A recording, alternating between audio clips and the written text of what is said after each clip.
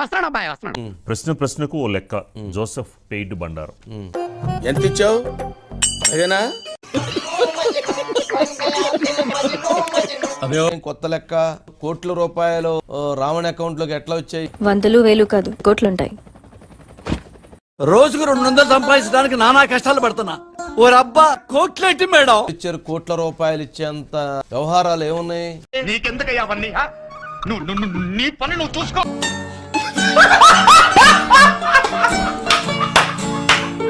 మనం మొదటి నుంచి బెంగళూరు అని చెప్తూనే ఉన్నాం సార్.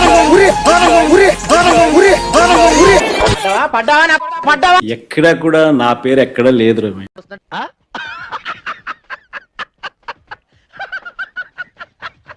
పోలీసులు వెళ్లారు, ఆంధ్రప్రదేశ్ కృష్ణా జిల్లా పోలీసులు బెంగళూరుకు వెళ్లారు. బెంగళూరులో కూడా విచారణ జరిపారు.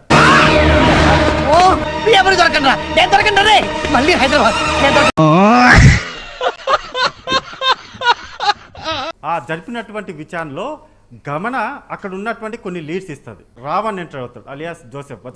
అంటే నన్ను వెధవ అనేస్తారా? అవునరా దొంగ వెధవా. రావణ్ ఇద్దరి అకౌంట్లలో భారీ ఎత్తున నగదు జమ అయినట్లుగా పోలీసులు అయితే గుర్తించినట్లుగా తెలుస్తోంది. If you have any money give me please, I do not have money. అమ్మో బాబోయ్, వీడితో చాలా డేంజర్. పరాగ్గా ఉన్నావా, మనకు తెలియకుండా మన కిడ్నీ కోసి మనకే. పూర్తిగా ఇదంతా కూడా పెయిడ్ ఆర్టిస్టులుగా లేకపోతే పెయిడ్ ప్రశ్నలుగానే కనిపిస్తున్నాయి. ప్రశ్నించే ప్రశ్న చాలా ప్రశ్నలు అయితే అడిగింది.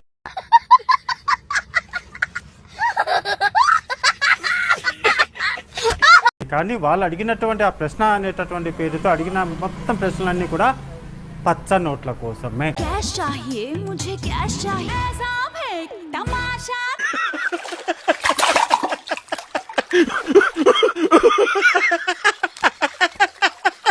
అసలు టింగ్ టింగ్ టింగ్ టింగ్ టింగ్ అంటూ కూడా ఏదో ఒక మ్యూజిక్ వేసి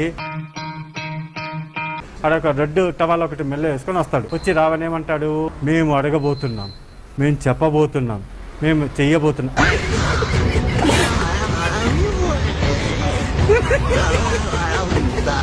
అటువంటి మాటల వెనుక కొంతమంది ఫండింగ్ చేశారు. పవన్ కళ్యాణ్ ని ప్రశ్నించినందుకు సమాధానం చెప్పలేక అతని అభిమానులు కావచ్చు, పిచ్చి ఫ్యాన్స్ గా నమ్ముతున్న సిద్ధాంతానికి అనుగుణంగా లేడు కాబట్టి పవన్ కళ్యాణ్ పైన ఇంత ట్రోల్ చేస్తున్నారు. అలా మాట్లాడితే ఇది పలానా ఎమ్మెల్యేకి సంబంధించి కళ్యాణ దుర్గానికి సంబంధించినటువంటి ఎమ్మెల్యే మీద కథనాలు వేస్తే నీకు ఇంత. చూపేంట్రా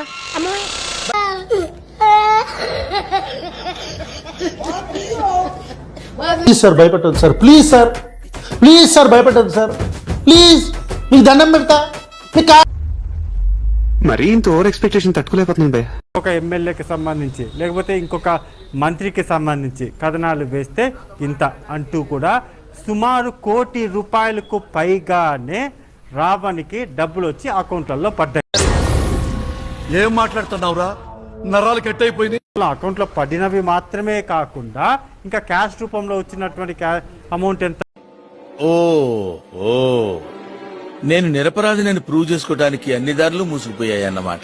ఒక రకమైనటువంటి సౌండ్ తో చేసేటటువంటి ప్రెజెంటేషన్ తో జనాలు కూడా ఆలోచించేలాగా కథ అయితే అల్లుతారు. ఎంతకి తెగించారా? అటువంటి కథలకి ఇతని బ్యాంక్ అకౌంట్స్ ఏవైతే ఉన్నాయో, ICICI bank account, Yes Bank అకౌంట్లు ఏవైతే ఉన్నాయో వాటిల్లో డబ్బులు వచ్చి ఒక చోటు నుంచి 5 లక్షలు, 10 లక్షలు, 7 లక్షలు. ఏం చేయడం లాట్ సార్, ఇంకా మేము వెళ్ళి రైట్స్ తీసుకుంటాం సార్. రారా పక్క వెళ్దాం.